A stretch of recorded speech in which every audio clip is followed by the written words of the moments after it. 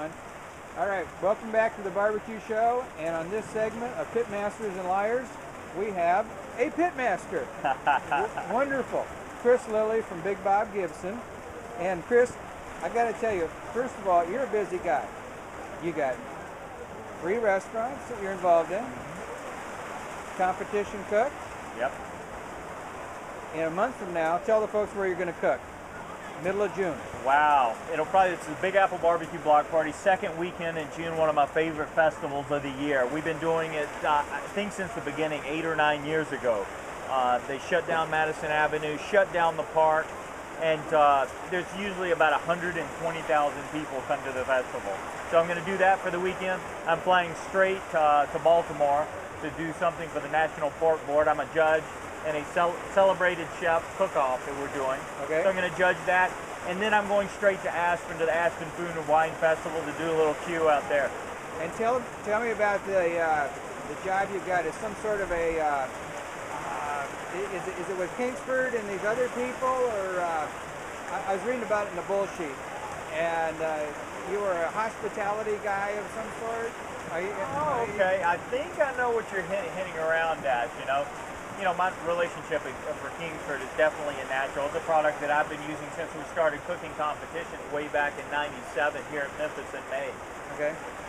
Used it all along, and about 4 years ago, me and Kingsford got together, and it's a heck of a relationship because I believe in their products, and they want to spread the good news about barbecue and getting outside and hanging out with your family and friends. Even though it's pouring down, raining outside, we're still barbecuing today. But I just got named the official pitmaster of the Keith Urban Summer Tour, 2010 All right, tour. that's what it was. The Summer Lovin' Tour. Okay. So I was fortunate enough to work with them last year. What we did was we developed a menu for a intimate fan experience at this contest. About 35 or 40 fans will join us to eat barbecue and sit down with Keith, and Keith will actually play a couple sets of acoustic songs, sit down and answer questions, and it's a special experience for some of the fans before the big concert. And I was a part of that, and I'm definitely proud to be a part of Kingsford and the Keith Urban Tour. You got the years ago, Dr. Seuss wrote a book, "Oh, the Places You'll Go." Did you ever dream barbecue would take you where you've been? Never in a million years. It's one of those things when I started barbecuing, probably back in 1990 at Big Bob Gibson's. They've been there since 1925. So this huge tradition, and I went in there with eyes wide open. Every morning I would get there at 6 a.m. I would work the pits all day.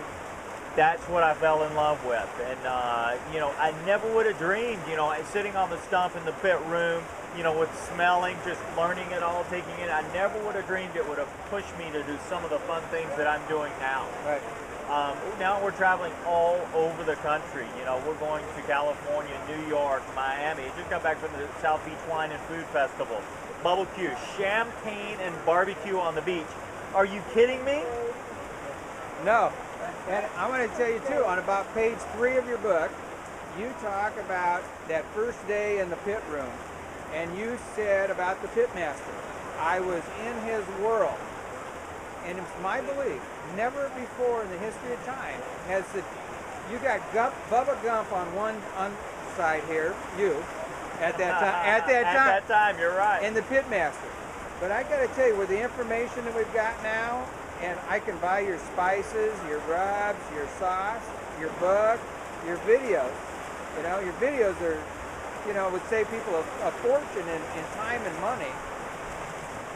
That gap has closed. Maybe not to be world champion, but the gap is closed to be the backyard king. I tell you what, you're right about that. So much information with the books, with the cooking schools, with the internet, and with people.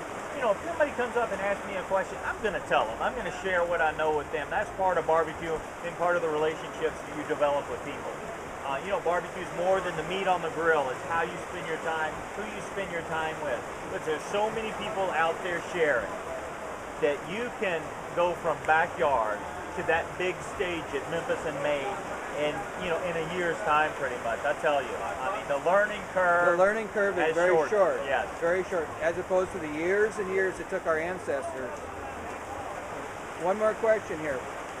When you were cooking in the backyard of your own home, what were you cooking on? What kind of a piece of equipment when you kind of thought, you know what, I can do this over and over. I can get results. Was it like a Weber kettle or? You know, interesting. Going back and I'm thinking about first time I cooked in the backyard. You know, it's definitely memories of myself and my father. And again, that's that's barbecue. But you know what I remember? It's these cheap aluminum legs, and it's this aluminum cooker that is about that big, and it opens up. It's just sort of this cast aluminum cooker, and that's where I learned to barbecue. My dad was a great barbecue fan. So he would actually take me to his favorite barbecue shacks and shanties all over the area where I grew up. So that's where I guess I learned my appreciation for barbecue and appreciation for food. I never would have dreamed at that time that I would be working at Big Bob Gibson Barbecue, I'll tell you that.